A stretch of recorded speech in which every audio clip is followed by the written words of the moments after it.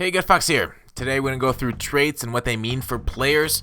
We're going to go through Muthead and show you how to filter for them. As you see right here, we are on Muthead player screen already. So muthead.com/16/players or just at the Mutt database, Madden 16 players link. Sponsor today is Traders, Benedict Arnold, and your best friend who in 6th grade ran off with your Charizard and 11th with Chelsea. I know where you sleep, Connor. So let's first go through Muthead and how to filter for them before getting into each one of them individually. I'd like to thank Rockets for putting this in, the creator of Muthead. He's 99% sure the data is correct, but I think he said he still needs to work with EA to confirm it. But yeah, so first on the list under these advanced filters here, you can look through the different player traits that he has in the database.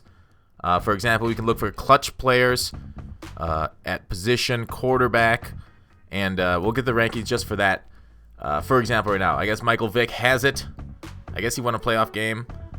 Anyways, so that's how to filter. But, traits have been a thing in Madden for a long time, but they've kind of been in the background for a while until it was confirmed on the Muttcast earlier this week that they affect gameplay in Mutt, and the community has been in a bit of a buzz about them. So let's get through this clutch one first. It'll give players boosts to stats during the end of half or game. Not sure if it happens on 3rd or 4th downs though, but if it does, it could be explaining why everyone seems to convert those downs on me. Next, we'll take a look at high motor players. Oh wait, clutch is no. I had clutch under no, so Mike Vick is not clutch. I screwed this up. I've let you all down. But we will persevere as people. So high motor. On offense, I've read that this helps, blockers look for more blocks after the first one. Like, you ever have a wide receiver run down the field and kind of just give up on blocks? You just kind of wander. You're like, what the hell? One more block and I would have hit a touchdown. Well, the guys with high motors will look for extra blocks. The ones without might not. Like Vincent Jackson might just go off wandering on his own. And on defense, it's basically if they get knocked down by a lineman, they'll get up and keep pass rushing. J.J. Watt and his high motor is always doing these things. He's like the ideal for high motor in the NFL. But yeah, so like, I've read other things. This could apply to so many things. This high motor trait, this on-off switch. It's like if he's tired, will he keep going and using his defensive pass rush moves, or will he play at a high level with his high motor until he's absolutely dead? Or will he chase a ball carrier down from across the field? Like, will he run and pursue that far? So I'm not exactly sure high motor, and I've searched a lot of sources for these things, and nobody's actually sure what all of these do. These are kind of just guesses, and I will look to test these in the future, I think. All right, next move, our D-line, swim, spin, bull rush. So we can just filter here.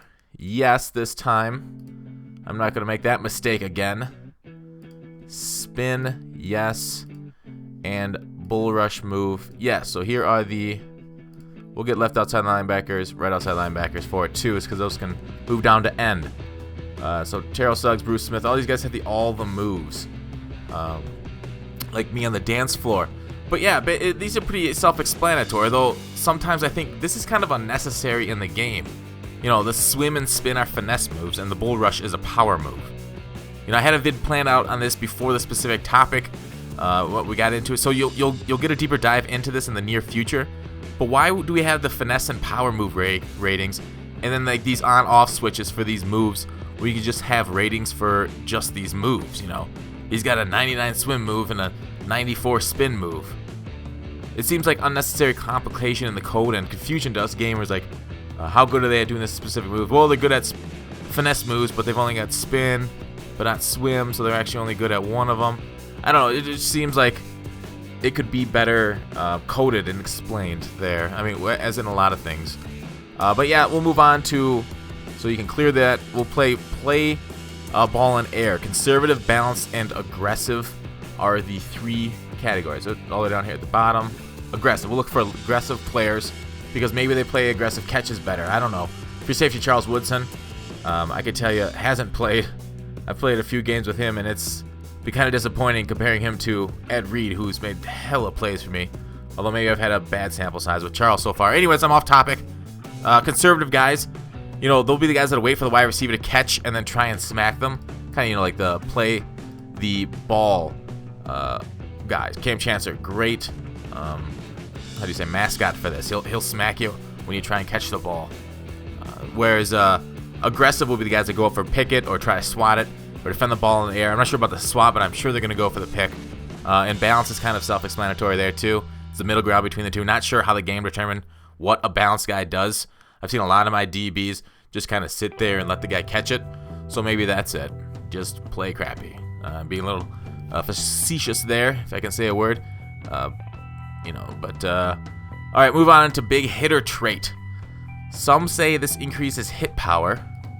I just think it has to do with whether the CPU will go for the hit sticks, whether the player is controlling them or not. So the big hitter trait, it's on all of the, you know, top end guys. So it's really not something you shouldn't be too worried about. I guess the only ones, just look out for the nose. Oh, I guess I should filter by position. I'm doing nose. Let's go CB. Let's do the whole defense.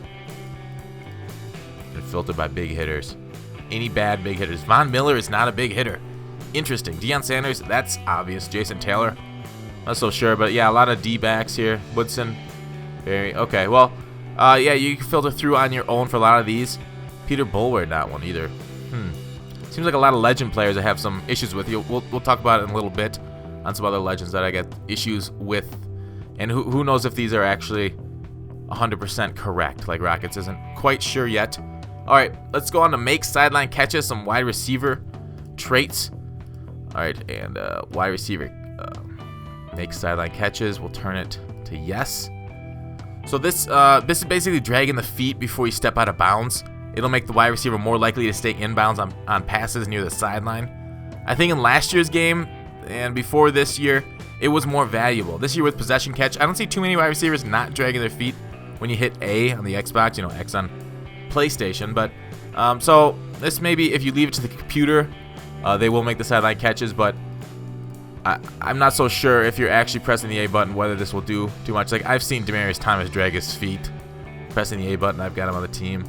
So that I'm not so sure whether you want to factor that in a whole lot into your rankings. All right, drop open passes is something you definitely want to factor in if this is true and working. Drops open passes, yes, it's something you want to factor in because you want that to be no. Brandon Marshall, that's crazy. Dude's made a crazy ton of plays for me. But yeah, so it's basically exactly what it says it is. Will the wide receiver get a case of the oops? I really don't believe. How could Brandon Marshall have this stat? He's made some crazy aggressive catches for me, and you know, I guess now that I see this, I have seen some weird drops from him, but I have seen that from almost all of my wide receivers. And last night, he did have some weird drops, but who knows? That could be just me projecting this trait out onto him. All right, we'll move on to fights for extra yards. We're kind of going through this willy-nilly. We want the yes, ma'am. Fights for extra yards, we'll go with halfbacks. Those are the guys that we really want. Fighting for extra yards in like the short yard situations. Yeah, we see a lot of upper tier, pretty decent running backs. Lazy Gurley, Dickerson. You know, I think it's basically whether your running back gets that struggle animation that you sometimes see. I think this allows it to happen more frequently because, for example, J.J. Watt's 90 card doesn't have it. But I've seen him fight for extra yards because he is a trucking machine. But I really don't know what animation he gets off the top of my head. It could just be the straight trucking animations. I'd have to go, like, you know, actually test them out to see.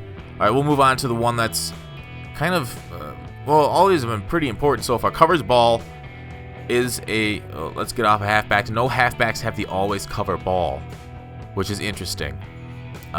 It seems weirdly only for, like, the linemen and the big guys. You know, out of position linemen also have it. Kickers, punters, I've seen some other stragglers have always covered the ball trait. It must be how they hold the ball, maybe. The animation where they always hold it high and tight to their chest. It could make them slower because of it. I don't know, I'm just spitballing here like a porn star. But let's move on to brace for all hits. It seems to be the best trait, you know, bracing for all hits, right? As, you know, the player's running free until a hit's coming. But not many high-end running backs have it. If we switch to halfbacks here, if you're looking for it. which is weird. You know, Bush, Sproles, kind of like faster guys have brace for all hits. So it could be like that when a player braces for a hit, they go down easier. So I do take back. It's about saying it's the best. I'm a regular Indian sayer, and about taking it back, which is, actually both wrong and racist. So I won't say that again.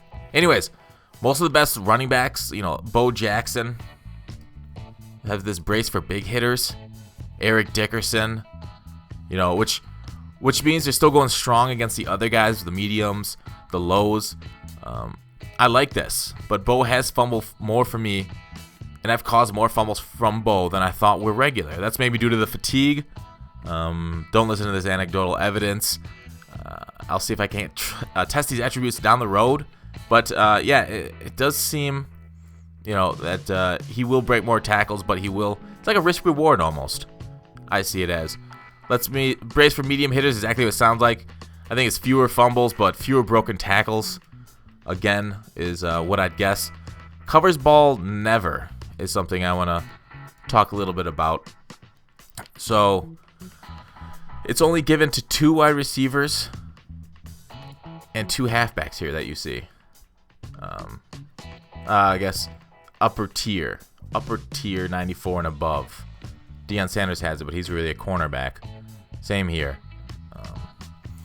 Anyways, the covers ball never out of these 4. Weirdly, they're all legend players. I'm not sure how to take that. Did you guys notice I'm fumbling more than normal for you guys? I had Walter for a while. Didn't notice anything strange out of him that I didn't see out of other running backs. He didn't fumble a crazy amount. It might be an issue with the data more than anything else on Muthead, but let me know if these guys specifically have fumbled for you. Like Isaac Bruce, I've had him for a couple months. I don't recall a fumble from him for brace hits. Never. All right, we'll move on. Throw ball away. That's a CPU trait. When you're controlling the QB, it doesn't come into play. Throw tight spiral is owned by most of the top end quarterbacks. We'll just look at the nose. The exceptions are Peyton Manning, Andy Dalton, Phillip Rivers, Roethlisberger, and how could I forget the GOAT as we move into quarterbacks. You guys know the GOAT. Tim Tebow doesn't have a tight spiral. He's got a tight game though, 99 overall. But besides for the cosmetic spin on the football, I've read that it makes the ball easier to catch for wide receivers if it has a tight spiral. This might be something I want to test though, or if anybody beats me to it, congratulations. But I really wonder if the tight spiral actually matters besides for cosmetics, because they already have, throw accuracy, throw power. Why would tight spiral affect it a ton? Anyways, we'll have to look into that a little bit more. But right now the consensus is tight spiral means it's easier to catch for wide receivers. Senses pressure. We'll go into ideal first for the top end QBs. Yeah, they're all quarterbacks anyways. All right. Either this stat or trait is awesome and relates to how quickly or short your controller vibrates before getting hit as a QB, or it's just a CPU trait. CB.